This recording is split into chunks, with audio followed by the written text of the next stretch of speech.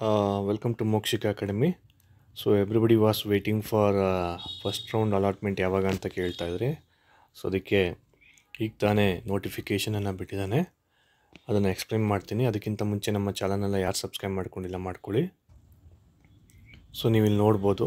So MBA MTech MR ಕೋರ್ಸ್ಗಳಿಗೆ ಪ್ರವೇಶಕ್ಕೆ ಮೊದಲ ಸುತ್ತಿನ ಸೀಟು ಹಂಚಿಕೆ ವೇಳಾಪಟ್ಟಿ ಅಂದರೆ ಟೈಮ್ ಟೇಬಲ್ ಕೊಟ್ಟಿದ್ದಾನೆ. Okay, so I will explain in detail. Okay, ಡೀಟೇಲಾಗಿ ಎಕ್ಸ್ಪ್ಲೇನ್ ಮಾಡ್ತೀನಿ. 2023 MBA MCA MR ಕೋರ್ಸುಗಳಿಗೆ ಪ್ರವೇಶಕ್ಕೆ ಸರ್ಕಾರವು ನೀಡಿದ ಸೀಟ್ ಮ್ಯಾಟ್ರಿಕ್ಸನ್ನು ಅಭ್ಯರ್ಥಿಗಳ ಮಾಹಿತಿಗಾಗಿ ಪ್ರಾಧಿಕಾರದ ವೆಬ್ಸೈಟ್ನಲ್ಲಿ 13/11/24 ಪ್ರಕಟಿಸಲಾಗುವುದು. ವಿವಿಧ ಕೋರ್ಸ್ಗಳಿಗೆ ಸೀಟ್ ಮ್ಯಾಟ್ರಿಕ್ಸ್ ಅಭ್ಯರ್ಥಿಗಳು ನಮೂದಿಸಿದ ಇಚ್ಛೆಗಳನ್ನು ಪರಿಗಣಿಸಿ ಮೆರಿಟ್ ಆಧಾರದ ಮೇಲೆ ರೋಸ್ಟರ್ ಪದ್ಧತಿಯನ್ನು ಅನುಸರಿಸಿ ಸೀಟು ಹಂಚಿಕೆಯನ್ನು ಮಾಡಲಾಗುತ್ತದೆ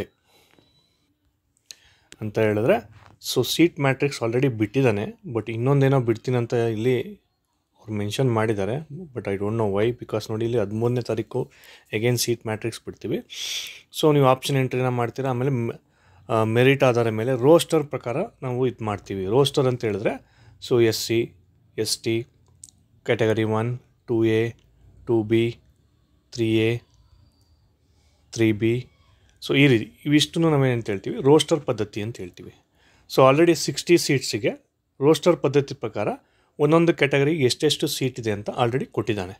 ಸೊ ಅದನ್ನು ಇಲ್ಲಿ ಹೇಳಿದ್ದಾರೆ. ಓಕೆ, ನೆಕ್ಸ್ಟು ಅಭ್ಯರ್ಥಿಗಳು ತಾವು ಅರ್ಹತಾ ಪರೀಕ್ಷೆಯಲ್ಲಿ ನಿಗದಿತ ಅಂಕಗಳನ್ನು ಪಡೆದಿದ್ದಾರೆಂದು ಖಾತ್ರಿಪಡಿಸಿಕೊಂಡು ಸೀಟು ಆಯ್ಕೆ ಪ್ರಕ್ರಿಯೆಗೆ ಹಾಜರಾಗಬೇಕು.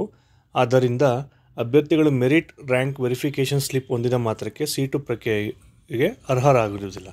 ಸೊ ಮೇಜರಲ್ಲಿ ಏನು ಹೇಳ್ತಾ ಇದ್ದಾರೆ ಅಂತ ಹೇಳಿದ್ರೆ 50% ನಿಮ್ಮ ಡಿಗ್ರಿನಲ್ಲಿ ಇರಲೇಬೇಕು. ಇನ್ ಕೇಸ್ 49% ಇದ್ರೂ ಕೂಡ ನೀವು ಎಲಿಜಿಬಲ್ ಇರೋದಿಲ್ಲ. So and 45% for SC ST and category 1 students. So SC ST and category 1 ಸ್ಟೂಡೆಂಟ್ಗೆ 45% ಅವರ ಡಿಗ್ರಿ ಮಾರ್ಕ್ಸು ಪರ್ಸೆಂಟೇಜ್ ಇರಲೇಬೇಕು. ಉಳಿದವರು 2A 2B 3A 3B general merit ಯಾರ್ಯಾರು ಬರ್ತಾರೆ ಅವ್ರನ್ನ ಬಿಟ್ಟು ಅವರೆಲ್ಲ 50% ಇರಲೇಬೇಕು. ಸೊ ಹಂಗಿದ್ರೆ ಮಾತ್ರ ನೀವು ಎಲಿಜಿಬಲ್ ಇದ್ದೀರಾ ಅಂತ ಇಲ್ಲಿ ಇನ್ಫಾರ್ಮೇಷನ್ ಕೊಟ್ಟಿದ್ದಾನೆ. ನಿಗದಿಪಡಿಸಿರುವ ಶೈಕ್ಷಣಿಕ ಅರ್ಹತೆ, ಕಾಲೇಜುಗಳ ಪ್ರವೇಶ, ಸೀಟು ಹಂಚಿಕೆ ಇತ್ಯಾದಿಗಳು AICTE VTU KEA and government of COA ಸರ್ಕಾರ ಸಂಬಂಧಿಸಿದ ವಿಶ್ವವಿದ್ಯಾನಿಲಯ ಅಪೆಕ್ಸ್ ಸಂಸ್ಥೆಗಳು ಕಾಲಕಾಲಕ್ಕೆ ನಿಗದಿಪಡಿಸಿರುವ ನಿಯಮಗಳಿಗೆ ಒಳಪಟ್ಟಿರುತ್ತದೆ. ಓಕೆ, ಸೊ ಅದು ರೂಲ್ಸ್ ಆ್ಯಂಡ್ ರೆಗ್ಯುಲೇಷನ್ಸ್ ಚೇಂಜ್ ಮಾಡ್ತಿರ್ತಾರೆ, ಅದಕ್ಕೆಲ್ಲ ನೀವು ರೆಡಿ ಇರಬೇಕು. ನೆಕ್ಸ್ಟ್ ಗಮನಿಸಿ, ವಿದ್ಯಾರ್ಥಿಗಳು ಇಚ್ಛೆಗಳನ್ನು ಆರಿಸಿಕೊಳ್ಳುವುದಕ್ಕೆ ಸಂಬಂಧಿಸಿದಂತೆ ಮನೆಯಲ್ಲಿ ಪೂರ್ವಾಭ್ಯಾಸ ಮಾಡದೆ ಅಂತರ್ಜಾಲದಲ್ಲಿ ಆನ್ಲೈನ್ ಆಯ್ಕೆ ನಮೂನೆಯನ್ನು ನೇರವಾಗಿ ತಾವು ಇಚ್ಛೆಗಳನ್ನು ನಮೂದಿಸಬಾರದೆಂದು ಸಲಹೆ ನೀಡಲಾಗಿದೆ. So this is very important. ನಾನು ಬೆಳಗ್ಗೆ ತಾನೇ ಒಂದು ವಿಡಿಯೋ ಮಾಡಿದ್ದೀನಿ ನಿಮಗೆ.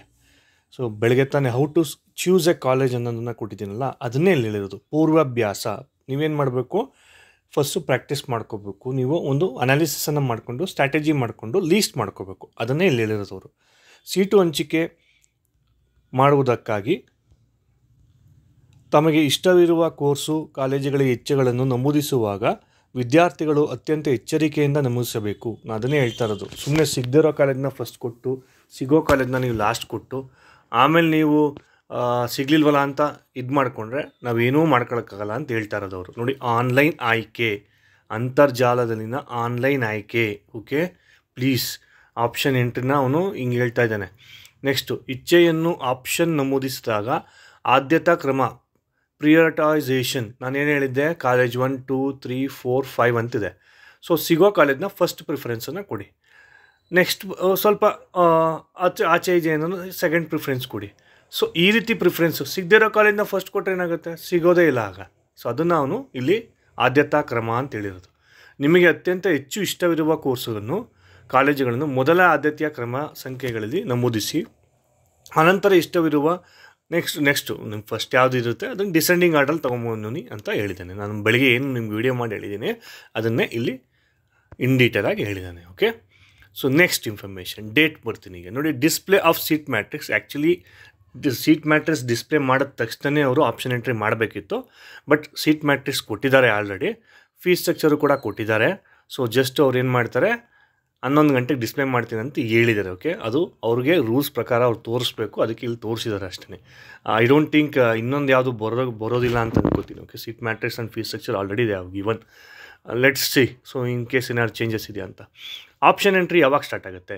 ಸೊ ಅದನ್ನು ನೋಡ್ಕೊಂಡ ತಕ್ಷಣ ನೀವೇನು ಮಾಡಬೇಕು, 13th ಶನಿವಾರ 11 ಗಂಟೆ, ಬೆಳಗ್ಗೆ 11 ಗಂಟೆಯಿಂದ 17th 11 AM, 17th 11 ಗಂಟೆ ತನಕ, ಬೆಳಗ್ಗೆ 11 ಗಂಟೆ ತನಕ ನೀವು ಆಪ್ಷನ್ ಎಂಟ್ರಿಯನ್ನು ಮಾಡ್ಬೋದು. ಕ್ಲಿಯರ್? ಸೊ ಬೇಗ ನಾನೇ ಫಸ್ಟ್ ಮಾಡಬೇಕಂತೆಲ್ಲ ಹೋಗ್ಬಿಡಿ. 3 days ಟೈಮ್ ಇರುತ್ತೆ, ಆರಾಮಾಗಿ ನೀವು ಒಂದು ಲಿಸ್ಟ್ ಮಾಡ್ಕೊಳ್ಳಿ. Okay, next mark seat allotment ಯಾವಾಗ ಕೊಡ್ತಾನೆ? ಸಪೋಸ್ ಮಾರ್ಕ್ ಸೀಟ್ ಅಲಾಟ್ಮೆಂಟ್ ಅಂತ ಹೇಳಿದ್ರೆ ನಿಮಗೆ ಈ ಕಾಲೇಜಲ್ಲಿ ಸಿಗಬಹುದು. Okay, probably you will get in this college ಅಂತ ಮಾರ್ಕ್ ಅಲಾಟ್ಮೆಂಟ್ ಅಂತ ಹೇಳಿದ್ರೆ. ಓಕೆ, ಈ ಮಾರ್ಕ್ ಅಲಾಟ್ಮೆಂಟ್ ಮಾಡಿದ ಮೇಲೂ ಕೂಡ ನೀವೇನು ಮಾಡ್ಬೋದು, ನಂಗೆ ಇಷ್ಟ ಇಲ್ಲ ಅಂತ ಹೇಳಿದ್ರೆ ಎಗೇನ್ ಆ ಪ್ರಿಯಾರಿಟೈಸೇಷನ್ ಕೊಟ್ಟಿರ್ತಾರಲ್ಲ ಆರ್ಡರು, ಅದನ್ನು ರೀಆರ್ಡರ್ ಮಾಡ್ಬೋದು. First college, second college, third college, fourth college ಕೊಟ್ಟಿರ್ತೀರಲ್ಲ, ಸೊ ನಿಮಗೆ ಸೆಕೆಂಡ್ ಕಾಲೇಜ್ ಸಿಕ್ಬಿಟ್ಟಿರುತ್ತೆ. ಸೊ ಆವಾಗ ನಿಮಗೆ ಎಗೈನ್ ನೀವೇನು ಮಾಡ್ಬೋದು, ರೀಆರ್ಡರ್ ಮಾಡ್ಬೋದು. ಈ ಕಾಲೇಜಸ್ಗಳನ್ನ ಏನು ಮಾಡ್ಬೋದು, ಮೇಲೆ ಕೆಳಗೆ ರೀಆರ್ಡರನ್ನು ಮಾಡ್ಬೋದು. ಅದನ್ನು ಇಲ್ಲಿ ಹೇಳಿದ್ದಾನೆ. ಓಕೆ, ಸೊ ಅದಕ್ಕೆ ಟೈಮ್ ಯಾವಾಗಿರುತ್ತೆ ಅಂತ ಹೇಳಿದ್ರೆ 17th 19th ಕೊಟ್ಟಿದ್ದಾನೆ. ಓಕೆ, 17th ಎಗೇನ್ 19th ಕೊಟ್ಟಿದ್ದಾನೆ. I don't know why has given so many time. Okay, ಇರಲಿ. Next, publication of first round seat real seat allotment ನಿಮಗೆ ಇದು ಇಂಪಾರ್ಟೆಂಟ್. 19th ನಿಮಗೆ 6 PM ಆನ್ವರ್ಡ್ಸು ನಿಮ್ಗೆ ಏನು ಮಾಡ್ತಾನೆ, original seat allotment, real seat ಅಲಾಟ್ಮೆಂಟನ್ನು ಮಾಡ್ತಾನೆ. ಎಕ್ಸಾಕ್ಟಾಗಿ ಯಾವ ಕಾಲೇಜ್ ಸಿಕ್ಕಿದೆ ನಿಮಗೆ ಅಂತ 19th ಅಲಾಟ್ಮೆಂಟ್ ಮಾಡ್ತಾನೆ.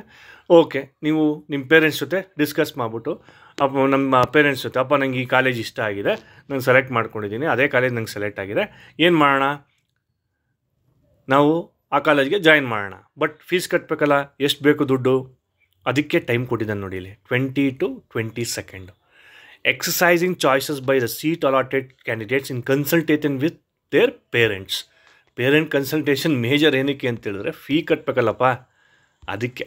ಸೊ ಅದಕ್ಕೆ 2 days ಟೈಮನ್ನು ಕೊಟ್ಟಿದ್ದಾನೆ. Okay, so choice 1 and choice 2 ಆಯ್ಕೆ ಮಾಡಿದ ಅಭ್ಯರ್ಥಿಗಳು ಶುಲ್ಕ ಪಾವತಿ ಮಾಡಬೇಕು. ಏನು ಸರ್ ಚಾಯ್ಸ್ 1 ಚಾಯ್ಸ್ 2 ಅಂತ ಹೇಳಿದ್ರೆ?